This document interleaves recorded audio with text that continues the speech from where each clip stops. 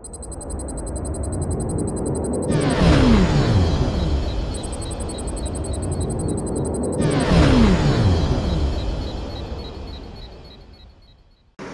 आज देखते हैं हम लोग डबल डोर रेफ्रिजरेटर का जो इलेक्ट्रिकल पार्ट्स होता है उसका वायरिंग डायग्राम पूरा फुल कि बायोमेटल में हम देखेंगे कि कैसे कनेक्शन किया जाता है और हीटर का कनेक्शन कैसे किया जाता है और जो बल्ब रहता है, डोर स्विच रहता है, उसका कनेक्शन कैसे रहता है, फैन मोटर का कनेक्शन कैसे रहता है और मेन टाइमर का कैसे काम करता है, ये सारा चीज़ हम यहाँ पे बताएंगे।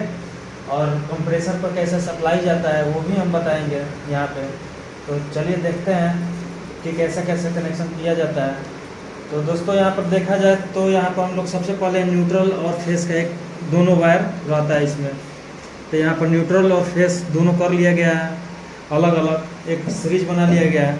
तो यहाँ देखेंगे जो न्यूट्रल का वायर जा रहा है तो सबसे पहले हम दे दिए हैं न्यूट्रल, क्योंकि बल्ब के लिए न्यूट्रल और फेस दोनों चाहिए।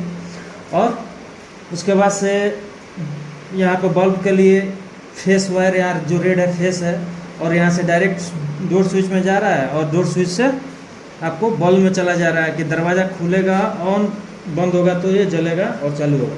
इसको हम बाद में सप्लाई दे के देखेंगे। अब यहाँ पर हम लोगों का कंप्लीट हो गया, यहाँ पर फेस मिल गया स्विच के द्वारा और यहाँ से न्यूट्रल डायरेक्ट मिल गया। अब देखेंगे हम लोगों को जो टाइमर होता है डिफ्रोस्ट टाइमर, इसको चलाने के लिए हमको 220 वोल्ट की ज़रूरत होती है इस टाइमर को चलाने के लिए। तो सबसे पहले हम देखेंगे इस पर 220 वोल्ट हम लोग कहाँ से देंगे। तो यहाँ हम देखते हैं कि जो ये हीटर रहता है, हीटर भी 220 वोल्ट से चलता है। जो डिफ्रोस्ट हीटर रहता है वो 220 वोल्ट पर चलता है। अब यहाँ देखेंगे हम लोग जो रेड वाला ये वाला वायर है हीटर का, वो ब्लैक में दे दिए हैं जो न्यूट्रल है, जो ठीक है। तो यहाँ से जो न्यूट्रल हो गया कनेक्शन होते हुए हीटर से होते हुए हम लोगों को यहाँ पर देखेंगे कनेक्शन जो हुआ है, एक वायर यहाँ से आके ये हीटर का आउटलेट हो गया, आउटपुट हो गया। अब हीटर का जो आउटपुट हो गया वो आ जा रहा है हम लोगों को 1 नंबर पे, टाइमर के 1 नंबर पे, क्योंकि टाइमर के 1 नंबर पे ही रहता है न्यूट्रल या तो फेस, कोई भी दे सकते हैं आप। देख सकते हैं यहाँ पर टाइमर का 1 नंबर पिन है जो हीटर से होते हुए न्यूट्रल हम दे दिए हैं टाइमर में, ठीक है। और हम देखेंगे अब फेस कहाँ से लेते हैं हम लोग टाइमर के लिए। तो ये तो कंप्लीट हो गया, हम लोग टाइमर के लिए दे दिए न्यूट्रल, हीटर से होते हुए आ जा रहा है। अब दूसरा देखेंगे कनेक्शन, इसको फेस कहाँ पर दे रहा है। तो फेस हम लोग दे रहे हैं यहाँ से, जहाँ से डोर स्विच को हम लोग कनेक्ट किए हुए हैं वहाँ से वायर आ रहा है और थर्मोस्टेट में जा रहा है। और थर्मोस्टेट से जो आउट होता है, थर्मोस्टेट से आउट हो रहा है जो कहाँ जा रहा है, टाइमर के 3 नंबर पे। रेड वाला वायर जो 3 नंबर है ये आपको फेस हो गया। यानी कि देखा जाए कि टाइमर में जो न्यूट्रल होता है और फेस होता है वो जाता है 1 नंबर और 3 नंबर पे। बहुत सारे ऐसी कंपनियां हैं जो सेम होता है, बाकी कुछ जो कंपनी होता है जैसे वर्लपूल हो गया उसका अलग होता है, अलग अलग पे जाता है। लेकिन जो सैमसंग हो गया, LG हो गया, गोदरेज हो गया, उसका सेम कनेक्शन रहता है कि 1 नंबर और 3 नंबर पर न्यूट्रल और फेस हम लोग देते हैं, ठीक है। तो यहाँ पर हम लोग जो हो गया थर्मोस्टेट से होते हुए 3 नंबर पर चला गया फेस और 1 नंबर पे हीटर से होते हुए, चलिए यहाँ दिखाइए, हीटर से होते हुए फेस आ गया हम लोग को टाइमर पर, डिफ्रोस्ट टाइमर पे। अब यहाँ हमारा क्या होगा, टाइमर चालू हो जाएगा। अब देखते हैं यहाँ से क्या कि कंप्रेसर पर कैसे सप्लाई जाता है और फैन पर कैसे सप्लाई जाता है। तो सबसे पहले हम लोग देखेंगे कि जो 4 नंबर वायर रहता है, क्योंकि न्यूट्रल हम देखेंगे न्यूट्रल कंप्लीट हो चुका है। यहाँ से ब्लैक वाला वायर जा रहा है थर्मल फ्यूज में। यहाँ पर देखिए थर्मल फ्यूज इसी में दिया हुआ है, किसी किसी में अलग दिया रहता है।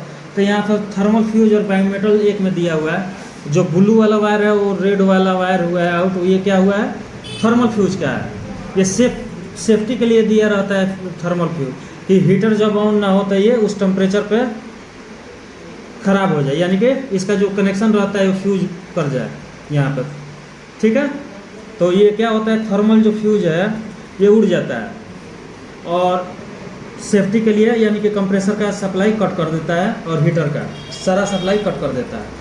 तो यहाँ पर हम लोग देखेंगे रेड वाला वायर होते हुए थर्मल फ्यूज से सारा लोड थर्मल फ्यूज पर दे दिया गया और न्यूट्रल हम लोग देखेंगे एक फैन पे आ गया है और एक ओवरलोड पे आ गया है। यहाँ पे एसी में शॉर्ट कराया गया है, तो हम लोगों का एक न्यूट्रल आ गया कंप्रेसर में। देख सकते हैं आप लोग यहाँ न्यूट्रल ये हो गया जो कि ओवरलोड में आ गया है। यानी कि जो कंप्रेसर के में जो ओवरलोड लगता है उसमें न्यूट्रल कहाँ से आ रहा है, डायरेक्ट आ रहा है हमको थर्मल फ्यूज से होते हुए।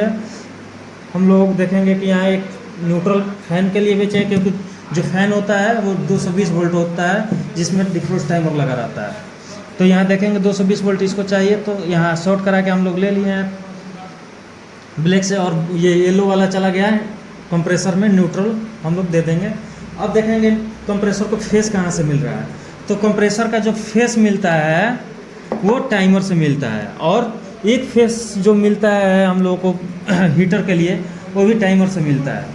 तो मेन यहाँ पर देखा जाए तो नीचे में 3 टर्मिनल है, 4 नंबर, 3 नंबर और 2 नंबर।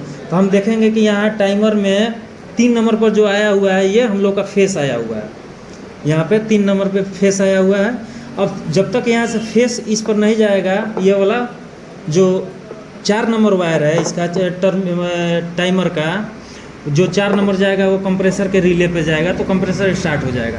तो यानी कि रिले थर्मोस्टेट का क्या काम है, जब हम लोग का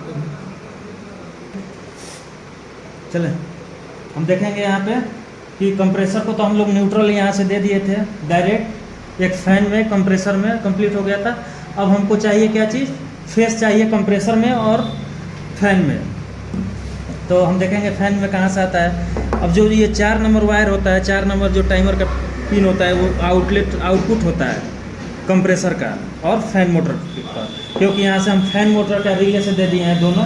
एक फैन पे चला जाएगा फेस, एक चला जाएगा रिले पे, रिले पर जाएगा तो कंप्रेसर हम लोगों का चालू हो जाएगा। तब टाइमर क्या करता है यहाँ पे कि 8 घंटा आप लोगों का कूलिंग चलता है। 8 जो घंटा रहेगा टाइमिंग वो कूलिंग मोड पर रहेगा, यानी कि जो ये आपस में टच रहेगा। हम इसके पहले वीडियो में बता चुके हैं कि टाइमर कैसे काम करता है।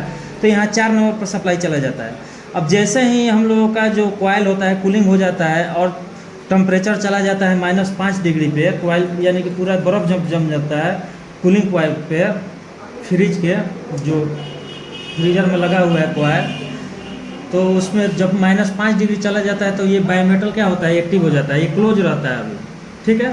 तो यहाँ पर 8 घंटा के बाद क्या होता है, ये सप्लाई दे देता है टाइमर इस पॉइंट पे, ब्लू वाले पे, यानी कि 2 नंबर पे 8 घंटा सप्लाई देगा आपको 4 नंबर पे। और जो 8 घंटा के बाद जब टाइमर जो क्या बोला जाता है इस पर चला जाता है 2 नंबर पे, इसका टाइमिंग फिक्स है। तो फिक्स है तो यहाँ पर अगर यहाँ पे देखें हम तो टाइमर से जो 2 नंबर आउट हो रहा है फेस यहाँ आ जाएगा और यहाँ से फेस कट हो जाएगा। 4 नंबर का फेस कट हो जाएगा और एक्टिव किस पे हो जाएगा, 2 नंबर पे। 2 नंबर पे जाएगा बायोमेटल पे, और बायोमेटल से तब फेस दिया जाता है इसमें। बायोमेटल का जो आउट होता है वो हीटर के इसमें हम लोग फेस देते हैं। क्योंकि अगर हम लोग ये बायोमेटल नहीं रहेगा तो ये क्या होगा, आपको हीटर एक्टिव रह जाएगा। क्योंकि अगर हीटर जलते रह जाए तो क्या होगा, बॉडी पिघल सकता है, आपका बॉडी हम लोग का पिघल सकता है। इसीलिए हीटर बायोमेटल दिया रहता है।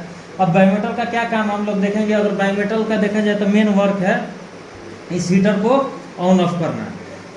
अब टाइमर तो हम लोग को दे दिए सप्लाई, हीटर ऑन हो गया। अब यहाँ पर मेन काम है इसका। अब -, डिग्री पर ये एक्टिव होता है, कम से कम 5 डिग्री टेम्परेचर जाएगा तो ये एक्टिव हो जाएगा। तो ये एक्टिव हो जाता है। अब हीटर कब तक जलते रहेगा, जब तक ये कट आउट न कर दे, यहाँ से सप्लाई थर्मोस्टेट से बंद ना हो जाए। तब जैसे ही टेम्परेचर 13 से 15 डिग्री तक जाता है तो ये क्लोज होता है, यानी कि बंद हो जाता है, इसका सप्लाई कट हो जाता है। तो सप्लाई कट हो जाएगा तो क्या होगा, टाइमर इस पर 2 नंबर पर सप्लाई जाते रहेगा, लेकिन क्या होगा इस पर यहाँ से कट हो जाएगा तो हीटर हम लोग का बंद हो जाएगा। और जब जैसे ही 10 से 20 डिग्री टेम्परेचर जाता है तो हम लोग का जो बर्फ़ जमा होता है फ्रिज पे वो क्या होता है, पिघल जाता है और फिर से सिस्टम उसी तरह काम करने लगता है और फिर सप्लाई जो होता है इस पर चला जाता है। और न्यूट्रल हम बताएं तो हीटर के लिए यहाँ से डायरेक्ट दे दिए और टाइमर से फेस हमको मिल गया हीटर के लिए। तो क्या होगा, हमारा हीटर एक्टिव हो जाएगा। चलिए इसको हम चालू करके देखते हैं कि हमारा कनेक्शन सही है कि नहीं। ये जो कनेक्शन किए हैं हमारे स्टूडेंट लोग किए हैं और यहाँ पर बताया गया है, थ्योरी में लिखवाया गया है कैसे कैसे बताया गया है, वैसे वैसे ही सारे लोग जो स्टूडेंट हैं वो करके गए हैं। तो यहाँ पर देखते हैं हम लोग ऑन करके कि चलता है कि नहीं, कंप्रेसर चालू होता है या नहीं चालू होता है, हीटर चालू होता है कि नहीं होगा। हीटर कब चालू होगा, जब -डिग्री टेम्परेचर पे ही जाएगा तब। तो हम लोग का यहाँ हीटर चालू नहीं होगा क्योंकि -डिग्री टेम्परेचर पे इसको डालना पड़ेगा। तो चलिए देखते हैं चालू होता है कि नहीं कंप्रेसर।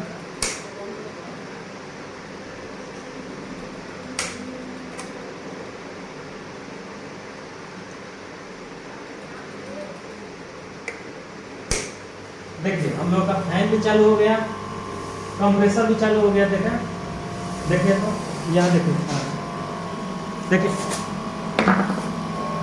यहाँ देखा जाए तो हम लोग का कंप्रेसर चालू हो गया, फैन भी चालू हो गया है। सेम जिस तरह फ्रिज में रहता है वही यहाँ पर दिखाया गया है, full diagram double door fridge का जिसमें टाइमर रहता है। तो देखेंगे हमारा कंप्रेसर भी चालू हो गया, फैन भी चालू हो गया। अब यहाँ पर क्या होगा, प्रॉपर यानी कि कूलिंग कर रहा है, सिस्टम कूलिंग करेगा।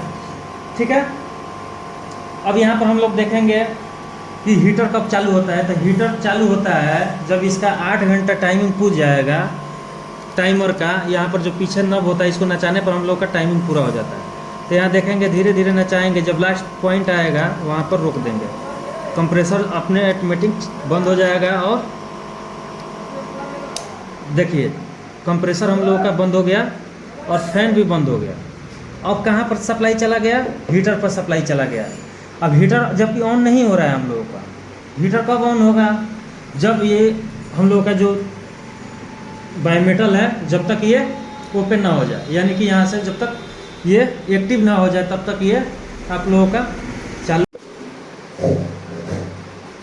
चलिए देखते हैं, यहाँ पर हमारा देखेंगे कि सप्लाई जा चुका है हीटर पे और यहाँ पे हीटर ऑन हो चुका है। हम देखेंगे जो हम लोगों का टेम्परेचर थर्मोमीटर है उसको,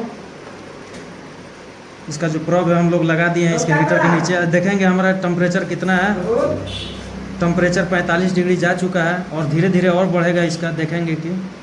तो यहाँ पर देखिए 60 डिग्री लगभग 57 हो गया, 60 हो जाएगा, यानी कि हीटर पूरा गर्म हो चुका है। और यहाँ पर देखेंगे कि टाइमर बिल्कुल सही काम कर रहा है और हम लोग का कंप्रेसर बंद है, यानी कि कूलिंग नहीं हो रहा है। और यहाँ पर देखेंगे कि हीटर ऑन है बर्फ़ पिघलाने के लिए। तो सारा सिस्टम से वैसा ही काम कर रहा है। 82 हो गए यहाँ पे, तो सिस्टम पूरा बढ़िया से काम कर रहा है। तो अब देखेंगे अब क्या होता है, यहाँ से टाइमर 10 मिनट के लिए ऑन होता है मात्र, और 10 मिनट के बाद फिर सप्लाई कंप्रेसर पर दे देता है। तो यहाँ पर सप्लाई दे के देखेंगे, अब यहाँ पर जो इसका प्रॉब है इसको घुमाएंगे कि हीटर से सप्लाई हट जाए।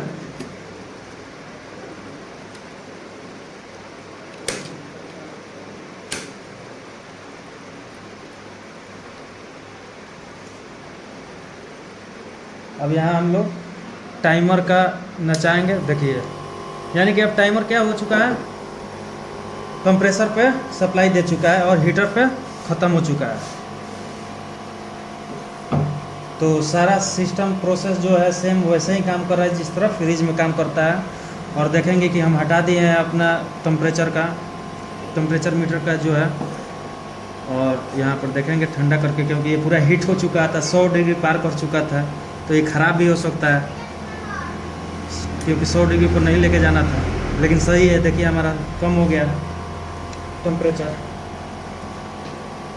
चलिए यहाँ पर अब हम लोग यहाँ पर इसको समाप्त करते हैं और हमको उम्मीद होगा कि आप लोगों को अच्छे से समझ में आ गया होगा वायरिंग। चलिए गुड।